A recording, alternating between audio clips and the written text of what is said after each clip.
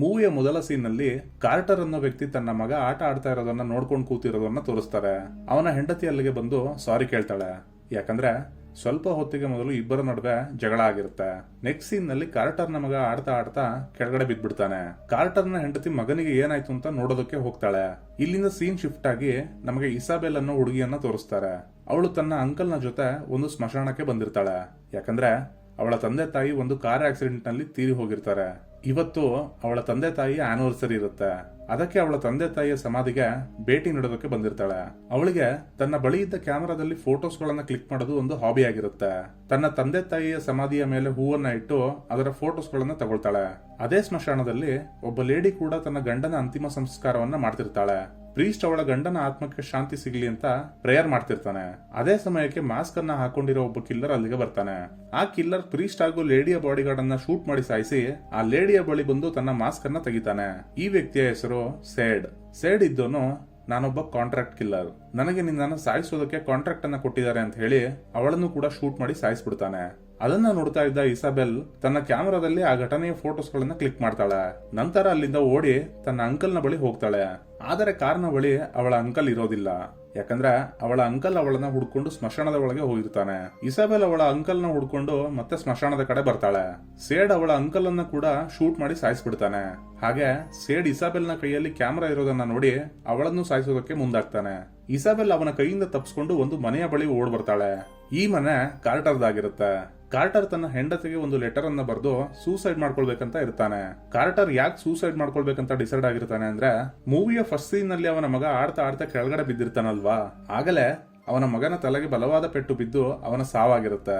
ಇದರಿಂದ ಕಾರ್ಟರ್ ಹಾಗೂ ಅವನ ಹೆಂಡತಿಯ ನಡುವೆ ಜಗಳ ಆಗಿ ಇಬ್ಬರು ಸಪರೇಟ್ ಆಗಿರ್ತಾರೆ. ಇದೆಲ್ಲದರಿಂದ ತುಂಬಾ ನೋವಾಗಿ ಕಾರ್ಟರ್ ಸೂಸೈಡ್ ಮಾಡ್ಕೊಳ್ಳೋ ನಿರ್ಧಾರಕ್ಕೆ ಬಂದಿರ್ತಾನೆ. ಅದೇ ಸಮಯಕ್ಕೆ ಇಸಾಬೆಲ್ ಜೋರಾಗಿ ಕಿರ್ಚಾಡ್ತಾ ಅವನ ಮನೆ ಕಡೆಗೆ ಓಡ್ ಬರ್ತಾ ಇರೋದನ್ನ ನೋಡ್ತಾನೆ. ಆಚೆ ಬಂದು ಅವಳಿಗೆ ಏನಾಯ್ತು ಅಂತ ಕೇಳ್ತಾನೆ. ಇಸಾಬೆಲ್ ತನ್ನನ್ನ ಕಿಲ್ಲರ್ ನಿಂದ ಕಾಪಾಡು ಅಂತ ಕೇಳ್ಕೊಳ್ತಾಳೆ.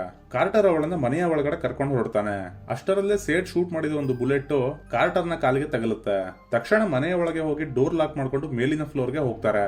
ಸೇಡ್ ಮನೆಯ ಒಳಗೆ ಬಂದು ಕಾರ್ಟರ್ಗೆ ನನಗೆ ಆ ಹುಡುಗಿಯನ್ನ ಒಪ್ಸು ಅಂತ ಹೇಳ್ತಾನೆ. ಕಾರ್ಟರ್ ನ ಬಳಿ ಒಂದು ಶಾರ್ಟ್ ಗನ್ ಇರುತ್ತೆ. ಅದರಿಂದ ಅವನು ಸೇಡ್ಗೆ ಶೂಟ್ ಮಾಡ್ತಾನೆ. ಸೇಡ್ ಕೂಡ ಅವನ ಮೇಲೆ ಫೈರಿಂಗ್ ಶುರು ಮಾಡ್ತಾನೆ. ಅಷ್ಟರಲ್ಲೇ ಕಾರ್ಟರ್ ಶೂಟ್ ಮಾಡಿದ ಒಂದು ಬುಲೆಟ್ ಸೇಡ್ ನ ಹೊಟ್ಟೆಗೆ ತಗಲತ್ತೆ. ಸೇಡ್ಗೆ ಬುಲೆಟ್ ತಗಲಿದ್ರಿಂದ ಚೇರ್ ನ ಮೇಲೆ ಕೂತ್ಕೊಳ್ತಾನೆ. ಈ ಕಡೆ ಕಾರ್ಟರ್ ಇಸಾಬೆಲ್ಗೆ ಫಸ್ಟ್ ಏಡ್ ಕಿಟ್ ಅನ್ನ ತರೋದಕ್ಕೆ ಹೇಳ್ತಾನೆ. ನಂತರ ಅವನ ಕಾಲಿನಲ್ಲಿ ಇದ್ದ ಬುಲೆಟ್ ಅನ್ನ ಆಚೆ ತೆಗಿತಾನೆ. ಸೇಡ್ ಕೂಡ ತನಗೆ ಬುಲೆಟ್ ತಗುಲಿದ್ದ ಜಾಗಕ್ಕೆ ಅಲ್ಲೇ ಇದ್ದ ಆಲ್ಕೋಹಾಲ್ ಅನ್ನ ಹಾಕೊಂಡು ಬುಲೆಟ್ ಅನ್ನ ಆಚೆ ತೆಗಿತಾನೆ. ಮತ್ತೆ ಸೇಡ್ ಕಾರ್ಟರ್ಗೆ ಸುಮ್ನೆ ಆ ಹುಡುಗಿಯನ್ನ ಒಪ್ಸು, ಇಲ್ಲ ಅಂದ್ರೆ ಮೇಲೆ ಬಂದು ಇಬ್ರನ್ನು ಮೇಲೆ ಕಳಿಸ್ಬೇಕಾಗುತ್ತೆ ಅಂತ ಧಮಕಿ ಹಾಕ್ತಾನೆ. ಕಾರ್ಟರ್ ಇಸಾಬೆಲ್ಗೆ ಹೇಳಿ ರೂಮ್ ನಿಂದ ಬಲ್ಬ್ ಗಳನ್ನ ತರಿಸ್ಕೊಂಡು ಅವುಗಳನ್ನ ಒಡೆದು ಮೆಟ್ಟಿಲುಗಳ ಮೇಲೆ ಹಾಕ್ತಾನೆ. ಅದರಿಂದ ಸೇಡ್ ಮೇಲೆ ಬರೋದಕ್ಕೆ ಟ್ರೈ ಮಾಡಿದ್ರೆ ತಕ್ಷಣ ಸೌಂಡ್ ಆಗಿ ಅದು ತನಗೆ ಗೊತ್ತಾಗ್ಲಿ ಅಂತ. ಸೇಡ್ ಕಾರ್ಟರ್ ನ ಬಗ್ಗೆ ತಿಳ್ಕೊಳ್ಳೋಕೆ ಅಂತ ಒಂದು ಬಾಕ್ಸ್ ನಲ್ಲಿದ್ದ ಐಟಮ್ಸ್ ಗಳನ್ನೆಲ್ಲ ಚೆಕ್ ಮಾಡ್ತಿರ್ತಾನೆ.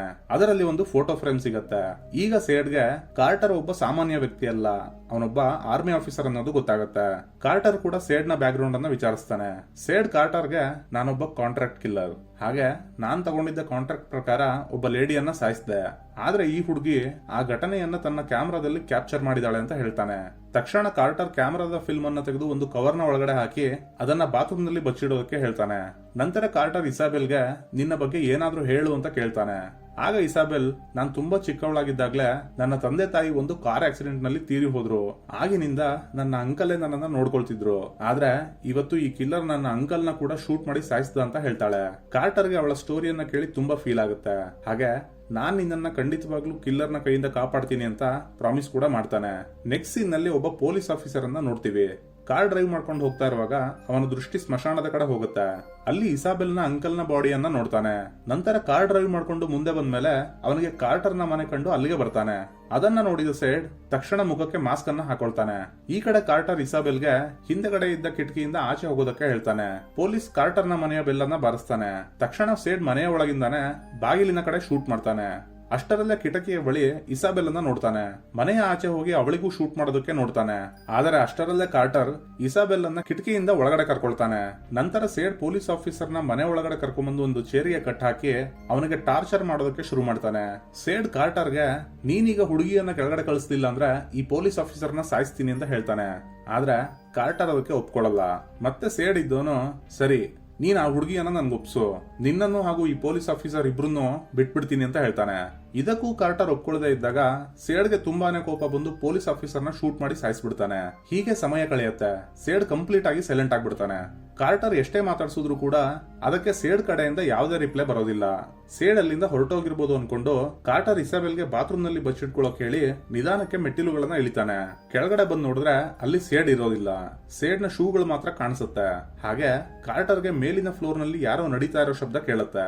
ಕಾರ್ಟರ್ಗೆ ಅದು ಸೇಡ್ ಅನ್ನೋದು ಗೊತ್ತಾಗುತ್ತೆ. ಶೂ ಹಾಕೊಂಡು ನಡೆದಾಡಿದ್ರೆ ಶಬ್ದ ಬರುತ್ತೆ ಅಂತ ಹೇಳಿ ಸೇಡ್ ಬರಿಗಾಲಿನಲ್ಲಿ ಇನ್ನೊಂದ್ ಕಡೆಯಿಂದ ಮೇಲಿನ ಫ್ಲೋರ್ಗೆ ಬಂದಿರ್ತಾನೆ. ಇಸಾಬೆಲ್ ಬಾತ್ರೂಮ್ ನಿಂದ ಆಚೆ ಬರ್ತಾಳೆ. ಇನ್ನೇನು ಸೇಡ್ ಇಸಾಬೆಲ್ಗೆ ಶೂಟ್ ಮಾಡ್ಬೇಕು ಅನ್ನೋಷ್ಟರಲ್ಲಿ ಕಾರ್ಟರ್ ಅಲ್ಲಿಗೆ ಬಂದು ಸೇಡ್ ನ ಮೇಲೆ ಫೈರಿಂಗ್ ಮಾಡ್ತಾನೆ. ಸೇಡ್ ಮೆಟ್ಟಿಲುಗಳಿಂದ ಉರುಳ್ತಾ ಕೆಳಗಡೆ ಬಂದು ಬೀಳ್ತಾನೆ. ಅದರಿಂದ ಸೇಡ್ ನ ಮೈ ಮೇಲೆ ಗಾಜುಗಳಿಂದ ಹಲವಾರು ಗಾಯಗಳಾಗ್ತವೆ. ಈಗ ಸೇಡ್ಗೆ ಸಿಕ್ಕಾಪಟ್ಟೆ ಕೋಪ ಬರುತ್ತೆ. ಹಾಗೆ ಕಾರ್ಟರ್ ನ ಫೋನ್ ಕೂಡ ಸಿಗುತ್ತೆ. ಅದರಲ್ಲಿ ಕಾರ್ಟರ್ ನ ಹೆಂಡತಿಯ ನಂಬರ್ ಇರೋದನ್ನ ನೋಡ್ತಾನೆ. ಕಾರ್ಟರ್ಗೆ ಸರಿಯಾಗಿ ಬುದ್ಧಿ ಕಲಿಸ್ಬೇಕು ಅಂತ ಹೇಳಿ ಒಂದು ಪ್ಲಾನ್ ಮಾಡ್ತಾನೆ. ಕಾರ್ಟರ್ ನ ಹೆಂಡತಿ ಮಾರಾಗೆ ಕಾಲ್ ಮಾಡಿ ಕಾರ್ಟರ್ಗೆ ಒಂದು ಆಕ್ಸಿಡೆಂಟ್ ಆಗಿದೆ ಅಂತ ಸುಳ್ಳು ಹೇಳಿ ಇಮಿಡಿಯೇಟ್ ಆಗಿ ಮನೆಗೆ ಬರೋದಕ್ಕೆ ಹೇಳ್ತಾನೆ. ನೆಕ್ಸ್ಟ್ ಸೀನ್ ನಲ್ಲಿ ಕಾರ್ಟರ್ ನ ಹೆಂಡತಿ ಮನೆಗೆ ಬರ್ತಾಳೆ. ಸೇಡ್ ಅವಳನ್ನ ಗನ್ ಪಾಯಿಂಟ್ ನಲ್ಲಿ ನಿಲ್ಸ್ಕೊಂಡು ನಾನು 10 ಎಣಿಸೋಷ್ಟರಲ್ಲಿ ಆ ಹುಡುಗಿಯನ್ನ ಕ್ಯಾಮ್ರಾ ಫಿಲ್ಮ್ ನ ಜೊತೆ ಕೆಳಗಡೆ ಕಳಿಸ್ಲಿಲ್ಲ ಅಂದ್ರೆ ನಿನ್ನ ಹೆಂಡತಿ ಜೀವಂತವಾಗಿ ಉಳಿಯಲ್ಲ ಅಂತ ಧಮಕಿ ಹಾಕ್ತಾನೆ. ಕಾರ್ಟರ್ಗೆ ಲೈಟ್ ಆಗಿ ಭಯ ಆಗತ್ತೆ. ಇದನ್ನೆಲ್ಲ ನೋಡ್ತಾ ಇದ್ದ ಇಸಾಬೆಲ್ ಅಳೋಕೆ ಶುರು ಮಾಡ್ತಾಳೆ. ಕಾರ್ಟರ್ ನ ಬಳಿ ನಾನ್ ಕೆಳಗಡೆ ಹೋಗಲ್ಲ ಅಂತ ಹೇಳ್ತಾಳೆ. ಕಾರ್ಟರ್ ಇಸಾಬೆಲ್ಗೆ ಶಾರ್ಟ್ ಗನ್ ಅನ್ನ ಕೊಟ್ಟು ನೀನ್ ಮೇಲೆನೇ ಇರು, ನಾನ್ ಕೆಳಗಡೆ ಹೋಗ್ತೀನಿ. ಅವನೇನಾದ್ರೂ ಮೇಲೆ ಬರೋದಕ್ಕೆ ಟ್ರೈ ಮಾಡಿದ್ರೆ ತಕ್ಷಣ ಅವನಿಗೆ ಶೂಟ್ ಮಾಡು. ಎಲ್ಲಿವರೆಗೂ ನಾನ್ ಜೀವಂತವಾಗಿರ್ತೀನೋ ಅಲ್ಲಿವರೆಗೂ ನಿನ್ಗೇನು ಸಮಸ್ಯೆ ಆಗದಿರೋ ಹಾಗೆ ನೋಡ್ಕೊಳ್ಳೋದು ನನ್ ಜವಾಬ್ದಾರಿ ಅಂತ ಹೇಳ್ತಾನೆ. ಕಾರ್ಟರ್ ಕೆಳಗಡೆ ಬರ್ತಾನೆ. ಕಾರ್ಟರ್ ಸೇಡ್ಗೆ ಈಗ್ಲೂ ಹುಡುಗಿ ಮೇಲೆನೇ ಇದ್ದಾಳೆ. ನೀನ್ ಮೇಲೆ ಹೋಗೋದಕ್ಕೆ ಟ್ರೈ ಮಾಡಿದ್ರೆ ಅವಳು ನಿಂಗೆ ಶೂಟ್ ಮಾಡ್ತಾಳೆ. ಯಾಕಂದ್ರೆ ಅವಳ ಹತ್ರ ಶಾರ್ಟ್ ಗನ್ ಇದೆ. ನೀನ್ ಬೇಕಿದ್ರೆ ಈಗ್ಲೂ ಇಲ್ಲಿಂದ ಹೊರಟೋಗ್ಬೋದು. ನಾನ್ ನಿನ್ನ ಮುಖ ಕೂಡ ನೋಡಿಲ್ಲ. ಹಾಗೆ ಇಸಾಬೆಲ್ ನ ಹತ್ರ ಇರೋ ಕ್ಯಾಮ್ರಾ ಫಿಲ್ಮ್ ಅನ್ನ ನಾನೇ ಸುಟ್ಟು ಹಾಕ್ತೀನಿ. ಇದರಿಂದ ನಿನಗೂ ಯಾವುದೇ ರೀತಿಯ ಸಮಸ್ಯೆ ಆಗಲ್ಲ ಅಂತ ಹೇಳ್ತಾನೆ. ಸೇಡ್ಗೆ ಕೋಪ ಇನ್ನೂ ಜಾಸ್ತಿ ಆಗುತ್ತೆ. ಮಾಸ್ಕ್ ಅನ್ನ ತೆಗೆದು ನನ್ ಮುಖ ಸರಿಯಾಗಿ ನೋಡ್ಕೋ ಅಂತ ಹೇಳಿ ಕಾರ್ಟರ್ ನ ಕಾಲ್ಗೆ ಶೂಟ್ ಮಾಡ್ಬಿಡ್ತಾನೆ. ಸೇಡ್ ಜೋರಾಗಿ ಕಿರಿಸ್ತಾ ಇಸಾಬೆಲ್ಗೆ ನೀನ್ ಈ ಕೆಳಗಡೆ ಬರ್ಲಿಲ್ಲ ಅಂದ್ರೆ ಕಾರ್ಟರ್ ಅನ್ನ ಶೂಟ್ ಮಾಡಿ ಸಾಯಿಸ್ತೀನಿ ಅಂತ ಹೆದರಿಸ್ತಾನೆ. ಅದರಿಂದ ಇಸಾಬೆಲ್ಗೆ ತುಂಬಾ ಭಯ ಆಗಿ ಕೆಳಗಡೆ ಬರ್ತಾಳೆ.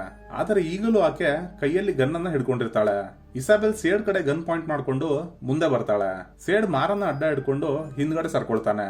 ಮಿಸ್ ಆಗಿ ಇಬ್ರಲ್ಲೊಬ್ರು ಫೈರ್ ಮಾಡಿದ್ರಿಂದ ಮನೆಯ ಲೈಟ್ಗಳು ಫ್ಲಿಕ್ಕರಿಂಗ್ ಆಗಕ್ಕೆ ಶುರುವಾಗುತ್ತೆ. ಕಾರ್ಟರ್ ಇದೇ ಸರಿಯಾದ ಸಮಯ ಅಂತ ಸೇಡ್ ನ ಮೇಲೆ ದಾಳಿ ಮಾಡೋದಕ್ಕೆ ಸೇಡ್ ನ ಮೇಲೆ ಹೋಗ್ತಾನೆ. ಇಬ್ಬರ ಮಧ್ಯೆ ಒಂದು ಜಬರ್ದಸ್ತ್ ಫೈಟ್ ಆಗುತ್ತೆ. ಕಾರ್ಟರ್ ಚಾಕುವಿನಿಂದ ಸೇಡ್ ನ ಕುತ್ತಿಗೆಯ ಮೇಲೆ ಸರಿಯಾಗಿ ದಾಳಿ ಮಾಡ್ತಾನೆ. ಈ ಕಡೆ ಮಾರಾ ಪೊಲೀಸರಿಗೆ ಕಾಲ್ ಮಾಡಿ ನಡೀತಾ ಇರೋ ಘಟನೆಯ ಬಗ್ಗೆ ಹೇಳ್ತಾಳೆ. ಸೇಡ್ ಕೆಳಗಡೆ ಬೀಳ್ತಾನೆ. ಇಸಾಬೆಲ್ ಗನ್ ಅನ್ನ ತಗೊಂಡು ಸೇಡ್ ನ ಬಳಿ ಹೋಗಿ ಟ್ರಿಗರ್ ಅನ್ನ ಪ್ರೆಸ್ ಮಾಡ್ತಾಳೆ. ಆದ್ರೆ ಗನ್ ಅಲ್ಲಿ ಬುಲೆಟ್ ಇರೋದೇ ಇಲ್ಲ. ಸೇಡ್ ತನ್ನ ಬಳಿ ಇದ್ದ ರಿವಾಲ್ವರ್ ಅನ್ನ ತಗೊಂಡು ಇಸಾಬೆಲ್ ನ ಕಡೆ ಪಾಯಿಂಟ್ ಮಾಡ್ತಾನೆ. ಆದ್ರೆ ಇಸಾಬೆಲ್ಗೆ ಈಗ ಸ್ವಲ್ಪ ಕೂಡ ಭಯ ಆಗೋದಿಲ್ಲ.